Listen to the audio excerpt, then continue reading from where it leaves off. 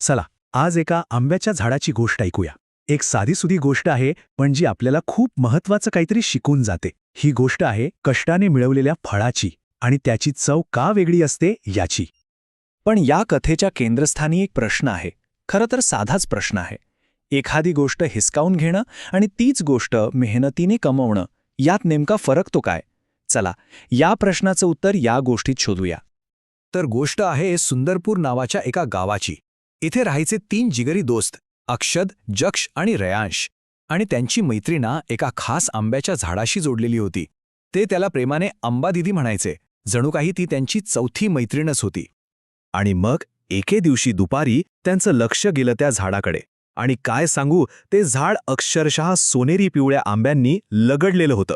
जणू काही छोटे छोटे सूर्यच फांद्यांना लटकलेत. साहजिकच ते बघून मुलांच्या तोंडाला पाणी सुटलं.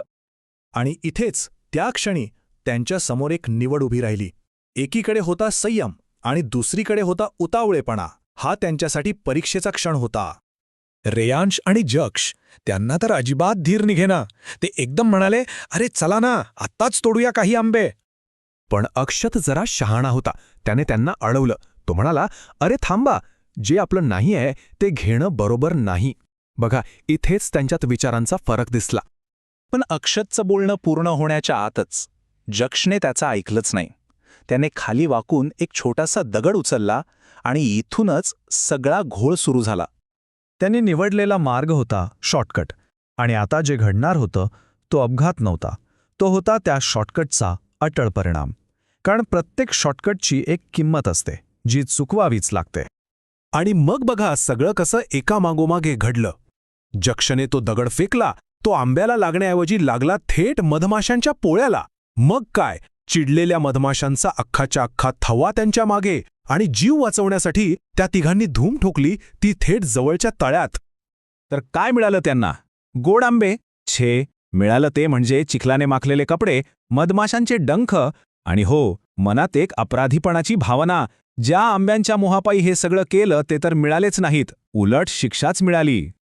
जेव्हा ती मुलं कशीबशी चिखलातून बाहेर आली ना, तेव्हा तिथे बागेचे माळी दादाजी आले. दादाजी म्हणजे खूप अनुभवी आणि समंजस व्यक्ती. आणि तेच आता या मुलांना एक मोलाचा धडा शिकवणार होते. दादाजींनी मुलांना ओरडलं नाही, उलट खूप प्रेमाने समजावलं. ते म्हणाले, बाळांनो, एक गोष्ट लक्षात ठेवा. जे तुम्ही कमावलेलं नाही ते जर घेण्याचा प्रयत्न केलात तर संकट तुमच्या मागे लागणारच. किती सोप्या शब्दात किती मोठी गोष्ट सांगितली त्यांनी. इथे आपल्याला 2 मार्ग आणि त्यांचे 2 वेगवेगळे परिणाम अगदी स्पष्ट दिसतायत.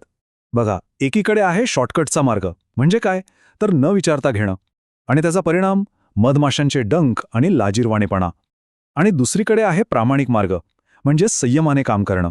त्याचा परिणाम गोड आंबे आणि अभिमान. निवड अगदी सोपी आहे, नाही का? दादाजींनी जे शिकवलं ना, त्यालाच म्हणतात प्रामाणिक फळाचं तत्त्व. म्हणजे काय तर कोणत्याही गोष्टीची खरी किंमत ती मिळाल्यावर नाही, तर ती मिळवण्यासाठी आपण जे कष्ट करतो, जो प्रामाणिकपणा दाखवतो त्यात असते. आणि हे तत्त्व फक्त आंब्यांना नाही तर आयुष्यातल्या प्रत्येक गोष्टीला लागू होतं. पण दादाजी फक्त उपदेश देऊन थांबले नाहीत. त्यांनी त्या मुलांना त्यांची चूक सुधारण्याची एक संधी दिली. आता कथेचा दुसरा भाग सुरू होतो, जिथे मुलांना योग्य मार्गाने तेच फळ मिळवण्याची संधी मिळते. पाहूया पुढे काय होतं ते. दादाजींच्या मार्गदर्शनाखाली मुलांनी पुढचा संपूर्ण आठवडा त्या झाडाची सेवा केली. त्यांनी काय काय केलं तर झाडाला रोज पाणी दिलं, आजूबाजूची सुकी पानं गोळा केली, वाढलेलं गवत काढलं, म्हणजे अगदी मनापासून त्यांनी त्या आंबादेवीची काळजी घेतली. आणि मग आठवडाभरानंतर त्यांच्या त्या कष्टाचं फळ मिळालं. दादाजींनी स्वतः झाडावरचे सगळ्यात छान पिकलेले आंबे तोडले आणि त्यांच्यासाठी एक टोपली भरून दिली. आता हे आंबे चोरीचे नव्हते, हे होते त्यांच्या मेहनतीचं फळ.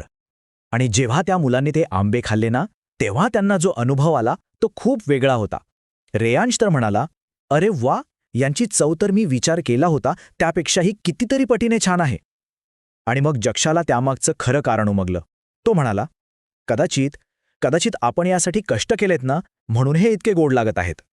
तर या गोष्टीतून आपल्याला काय शिकायला मिळतं? बघा, शॉर्टकट किंवा सोपा मार्ग नेहमीच आपल्याला आकर्षित करतो, मोह घालतो. पण त्याची एक छुपी किंमत असते, जी आपल्याला नंतर मोजावी लागते. ती किंमत अपमान असू शकते, अपयश असू शकतं, किंवा आयुष्यभराचा पश्चातापही असू शकतो. त्यामुळे पुढच्या वेळी कोणताही शॉर्टकट घेण्याआधी एकदा स्वतःला नक्की विचारा की यासाठी मला कोणती किंमत चुकवावी लागेल